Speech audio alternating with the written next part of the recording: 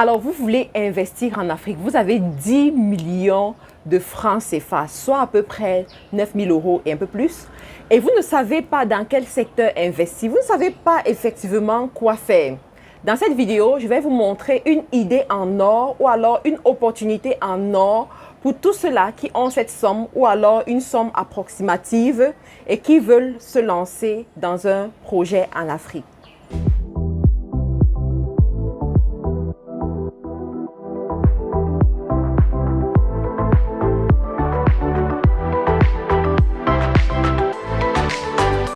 Je suis Mad Karine, je suis entrepreneur e-commerce et je suis ici pour vous aider à avoir plus d'argent, plus d'idées, à aller à une autre dimension, à aller à un autre niveau. Aujourd'hui, je vais répondre à la question selon laquelle, avec 10 millions de francs CFA, qu'est-ce qu'on peut faire? Dans quel business est-ce qu'on peut se lancer en Afrique?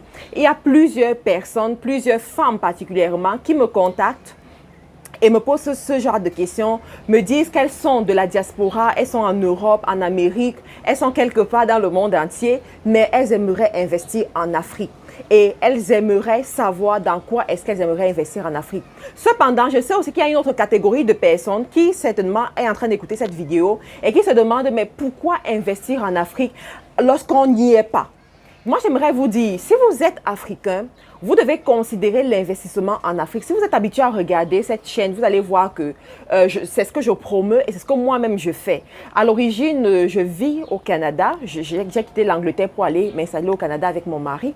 Et nous sommes au Cameroun en ce moment. Nous allons utiliser toute cette année vraiment pour faire le tour de certains pays africains. Et nous lançons dans plusieurs projets en Afrique qui marchent très bien. Alors, vous devez considérer investir en Afrique pour plusieurs raisons. La première raison, c'est que le retour sur investissement est plus de 100%. Vous savez, quelqu'un comme Warren Buffett, il dit, la bonne affaire, c'est cette affaire-là qui vous rapporte 20% de retour sur investissement. 20%, juste 20%. Mais en Afrique, la réalité, c'est que ça rapporte plus de 100%. Il y a des stratégies et il y a des raisons pour lesquelles c'est comme ça. Ensuite, il y a aussi le fait qu'en investissant en Afrique, vous participez à la lutte contre le chômage. Vous aidez des personnes à avoir un salaire pour pouvoir subvenir aux besoins de leur famille. Vous contribuez au développement du pays ou bien au développement du continent et ça, c'est non négligeable. De l'autre côté aussi, en investissant en Afrique, eh bien, vous assurez votre retour au pays, d'accord? Plusieurs parmi ceux de la diaspora ne veulent pas vieillir en Europe, ne veulent pas vieillir en Amérique, ne veulent pas vieillir à l'extérieur. Mais on se rend compte que dans la réalité, plusieurs personnes vont vieillir à l'étranger. Pourquoi? Parce qu'à un moment donné de leur vie, ils n'ont pas préparé leur retour au pays. Ils se rendent compte que est-ce que je vais rentrer au pays et rester encore dans la maison familiale? Est-ce que je vais rentrer et souffrir? Est-ce que je vais rentrer et être dépaysé? Ils ont peur finalement et ils préfèrent rester où ils sont.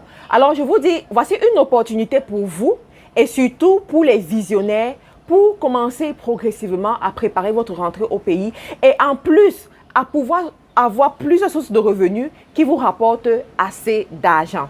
Alors il s'agit de quoi? L'opportunité que je vais vous proposer ici, c'est une opportunité que moi-même j'ai pris la peine d'étudier. J'ai essayé de voir les tendances sur 5 ans, parce que ça fait déjà 4 ans à peu près que je suis dans le e-commerce et j'observe les tendances tous les 3 mois dans différents pays, notamment dans différents continents même je dirais, en Europe, en Amérique du Nord et en Afrique, parce que ce sont vraiment les 3 zones dans lesquelles j'établis mon influence, les 3 zones dans lesquelles je déploie mes activités. Alors, voici un domaine, le domaine de l'industrie d'habillement qui est en pleine expansion en Afrique. De plus en plus, les gens se font du beurre dans ce domaine-là. Vous allez vous rappeler que lorsqu'il y a de cela 15 à 20 ans, lorsqu'on parlait de l'habillement en Afrique, c'est beaucoup plus la friperie. On prenait les anciens vêtements de l'Europe là qu'on vendait aux gens et c'est avec ça que les gens s'habillaient. Ou alors la couture de la couturière du quartier là, lorsqu'on a des deuils ou alors des mariages, c'est à ce moment qu'on allait. Mais aujourd'hui, ça a complètement changé. Aujourd'hui, les gens s'habillent beaucoup plus au prêt-à-porter. Les gens s'habillent beaucoup plus avec des vêtements qui sont neufs. Et ça représente une grosse opportunité pour un visionnaire, pour une personne qui veut se faire beaucoup d'argent. Dernièrement, il y a un groupe de femmes qui m'a contacté, ils m'ont dit, Matt, viens nous parler de l'investissement et viens nous montrer où est-ce qu'on peut investir avec une certaine somme d'argent. Et c'est ce domaine que je leur ai proposé. Et parmi, il y avait une femme qui avait déjà eu à réaliser ça et qui m'a dit vraiment, tout ce que tu es en train de dire, c'est vrai parce que chaque jour, je vois comment mon compte bancaire ne fait que remplir parce que j'ai eu le cran de me jeter dans ce secteur. Et j'aimerais vous parler de ça aujourd'hui. Alors, pour ceux qui ne sont pas encore abonnés à la chaîne, je vous prie de bien vouloir vous abonner dès maintenant et surtout d'activer la cloche de notification pour ne manquer aucune de nos vidéos, aucune de nos émissions que nous publions chaque jour. Surtout, laissez-moi un commentaire sous cette vidéo pour me dire qu'est-ce que vous en pensez. Est-ce que c'est un business qui vous tente? Est-ce que vous aimeriez qu'on aille encore plus loin dans ce genre de business? Alors, par où est-ce que vous allez commencer? Si vous avez 10 millions de francs CFA ou alors une somme avoisinante, vous voulez saisir cette opportunité que je vous présente, par où vous allez commencer. Je vais vous montrer étape par étape qu'est-ce que vous devez faire. Alors, pour une personne qui a cette somme d'argent, écoutez, je dirais à la personne, fais les choses en grand. Ne va pas en amateur comme ceux-là qui ont peut-être 1000 euros ou alors 800 000 francs CFA. Pour faire les choses en grand, tu dois penser à établir ta propre marque de produits. Tu dois avoir un nom que tu mets sur ces produits. Ne pas juste vendre n'importe quelle marque. Crée-toi ta montagne et domine sur cette montagne-là. Alors, pour ce faire, tu vas contacter un infographe ou un graphiste qui va te construire ta marque. Pour les questions de protection de la marque, je te conseille de voir ça après. Parce que c'est toute une autre stratégie, tout un autre domaine. Je ferai certainement une vidéo dessus où je vais vous montrer comment est-ce qu'on enregistre une marque pour protéger sa marque. Mais pour l'instant, l'objectif c'est de faire que ça puisse exister, que le logo soit là et utilisable. Ensuite, tu dois chercher tes fournisseurs, d'accord? Tu dois trouver des fournisseurs qui vont te fournir ces vêtements-là. Je suis une promotrice du Made in Africa, voilà, d'accord? Mais il se trouve que pour l'instant, nous n'avons pas encore des industries ou nous n'avons pas encore des usines qui se sont positionnées pour faire la vente en gros des vêtements, d'accord? Que nous pouvons acheter directement sur le continent. Donc, il serait intéressant pour toi d'aller chercher ailleurs pour un début. S'il te plaît, suis cette vidéo jusqu'à la fin pour comprendre ma stratégie que je te donne. Donc, tu dois aller chercher à te fournir ailleurs, dans d'autres pays. Quels sont ces pays? L'information que je vais te donner dans les minutes qui suivent, c'est une information qui vaut au moins 3 000 euros. Il y a des personnes qui se positionnent en ligne pour vendre uniquement ce genre d'informations. Mais je te les donne gratuitement dans cette vidéo. Alors, quels sont les pays où tu vas aller chercher la bonne qualité des vêtements que tu vas mettre en vente? Nous avons 3 pays que je vais te proposer. Le premier pays, c'est la Chine. Le deuxième pays, c'est l'Italie, parce que l'Italie, vraiment, c'est le haut de gamme. C'est la bonne qualité, les finitions sont bonnes, la matière est bonne, le rendu aussi est très intéressant. C'est vraiment pour ceux-là qui veulent vendre à une classe élevée de la population. Ensuite, la troisième option, c'est quoi? C'est la Turquie. Il faut savoir qu'aujourd'hui, la Turquie s'est vraiment positionnée dans le monde de l'industrie d'habillement. Donc, en Turquie, vous allez avoir vraiment une bonne offre, une bonne qualité. Cependant, à 90%, leurs produits sont des produits où ils ont écrit une marque. Mais la bonne nouvelle, c'est quoi? C'est que toi-même, tu peux demander qu'on mette ta marque dessus, sur les produits. Et ça, c'est plutôt intéressant. Alors, il y en a qui vont me demander, mais Matt, mais comment est-ce que je rentre en contact avec les fournisseurs dans tous ces pays-là? J'ai des vidéos sur cette chaîne qui parlent de ça. Ou alors, tu peux me contacter directement, prendre un rendez-vous avec moi pour qu'on en discute.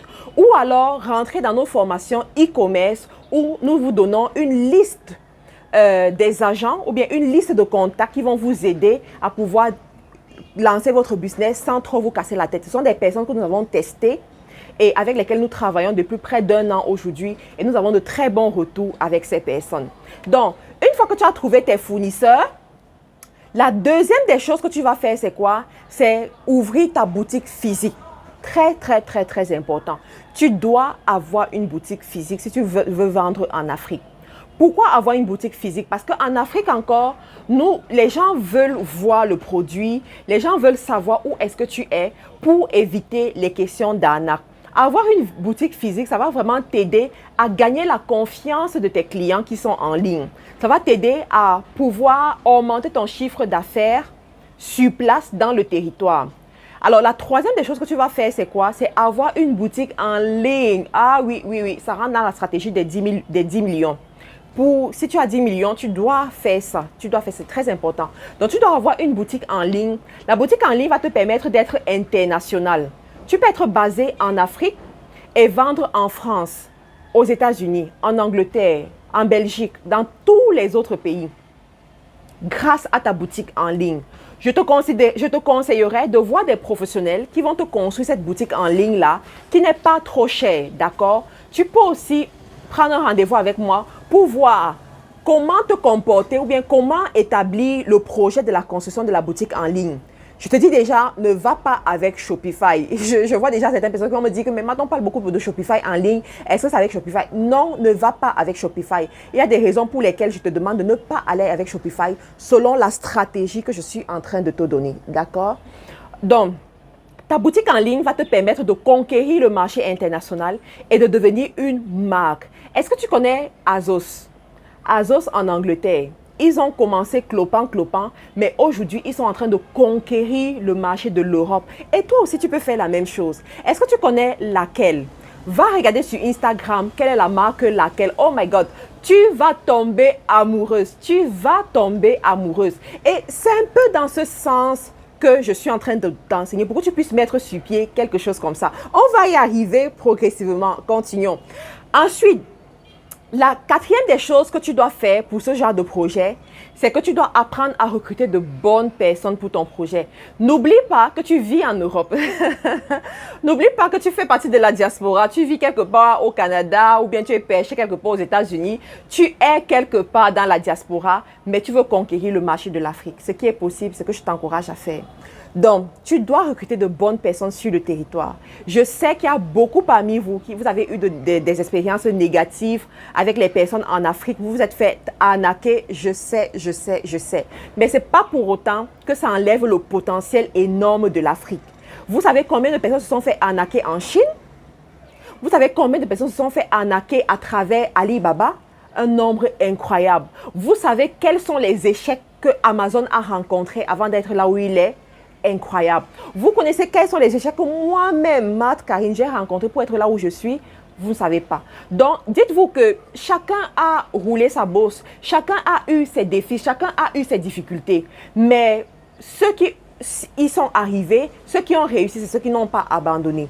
Donc, vous aussi, même si vous êtes tombé, relevez-vous et continuez. Vous allez trouver les bonnes personnes. Travaillez sur vous-même d'abord. Je dis souvent que tu rencontres ceux qui te ressemblent. Tu te sens à l'aise avec ceux qui te ressemblent. Donc, si toi-même, tu es une bonne personne, tu es une personne honnête, tu es une personne digne de confiance, il y a de fortes chances, tu es en train de multiplier tes chances pour rencontrer des personnes qui te ressemblent. Des personnes honnêtes, des personnes de confiance, des personnes qui vont bien gérer tes affaires. D'accord? Donc, travaille d'abord sur toi-même et ensuite, va chercher ces personnes-là. À côté de ça, il y a des stratégies aussi pour trouver des bonnes personnes. Tu peux me contacter et nous allons travailler par rapport à ça pour que tu puisses trouver des bonnes personnes. Dans nos formations, nous avons une liste de contacts, de personnes ressources que nous donnons à nos étudiants pour les éviter les maux de tête et des pertes de temps inutiles pour qu'ils puissent aller straight to the point et accomplir leur projet. Donc, les bonnes personnes, c'est très important pour gérer tes affaires, gérer tes business sur place dans le pays dans lequel tu vas t'installer ou alors dans les pays dans lesquels tu vas t'installer pour ceux qui sont encore très violents. Et c'est possible avec les 10 millions, c'est possible. J'ai déjà vu ça, c'est plus que possible même. Alors, j'aimerais juste ouvrir une parenthèse ici pour dire que dans un projet pareil, évite de commencer avec les membres de ta famille. Ce n'est vraiment pas une bonne solution. Même s'ils sont tout feu, tout flamme, très engagés, très compétents, très tout ce que tu veux de positif, évite de commencer avec les membres de ta famille. Je ferai une autre vidéo où je vais vous expliquer les dessous du business avec la famille. Je crois qu'il faut aider la famille. Je crois qu'il faut relever la famille. Je crois qu'il faut être une bénédiction pour les membres de sa famille. Mais je ne crois pas qu'on commence les grands projets avec les membres de la famille. Commence d'abord et ensuite ils viendront après. D'accord? Ça, c'est juste une parenthèse et on la refait. Ensuite, la dernière chose que tu vas faire pour ce projet avec tes 10 millions, c'est que tu vas tout faire pour produire localement. Oui, tu as bien entendu. Tu vas tout faire pour produire localement à un moment donné. Il y a des stratégies pour cela. Avec tes 10 millions, tu peux le faire.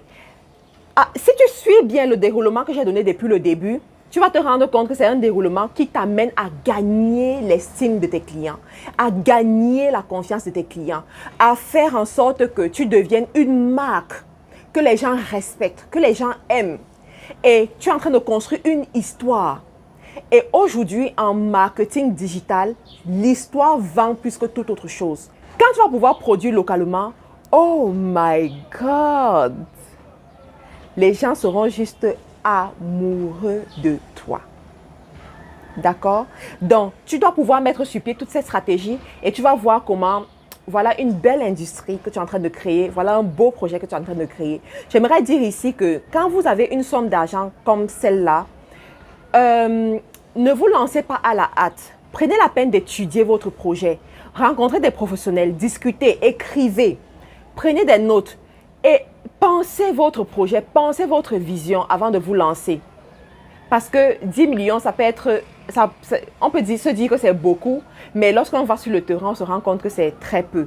Mais si on prend la peine de bien mûrir son projet, avec 10 millions, on peut accomplir beaucoup. Et un autre conseil que j'aimerais vous donner avant de finir cette vidéo, c'est que ne soyez pas trop pressé en fait, quand vous avez une vision. Prenez la peine de voir votre projet grandir. Prenez la peine de suivre votre projet. Prenez la peine de réfléchir. Prenez la peine, en fait, d'accompagner ce projet comme on accompagne un enfant. Et vous serez fiers de vous après. Vous serez fiers de ce que ça va produire. Et effectivement, on va se retrouver chez les millionnaires. Merci encore à vous tous. N'oubliez pas de vous abonner à la chaîne des millionnaires, à la chaîne des entrepreneurs. Au revoir et à une autre vidéo.